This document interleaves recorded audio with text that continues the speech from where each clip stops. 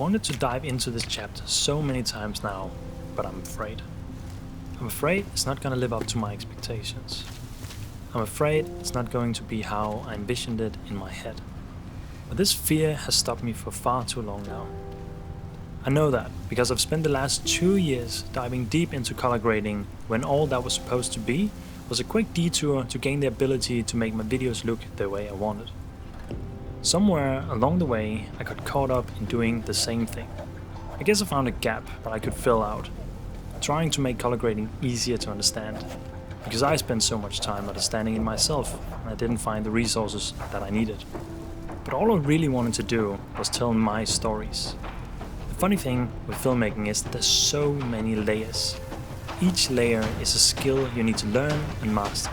How to tell stories, how to film, how to expose, how to compose, how to edit, how to color grade, and how to do sound design. Sound design. Something that I feel is just like color grading. If it's good, you won't notice it. But if it's not there, it's missing. And if it's too obvious, you're kind of missing the mark. I haven't found the recipe myself yet, and I've only just begun to experiment. But what I have found is that sound design makes a film come to life. It can be very subtle, and something as simple as adding traffic sound to the background of walking down the street. You'll notice if it's missing, and it'll feel way more real if it's there. It's the 3 layers that go unnoticed and unspoken a lot of the time. Because if it's bad, you notice it, and if it's good, you get indulged into the video. Story, sound, color. Only 3 of the main layers, but in my head perhaps the 3 most important. I've become good enough at color to pause and focus on the 2 others. So this chapter is all about story and sound. I'm ready to do another deep dive, just like I did with color, and learn the ins and outs of story and sound. This time, however, I'm going to do it while I tell stories. Kind of like I did with teaching color, but this time actually telling stories that I want to do along the way. Adding the last layer of never-ending practice of skills.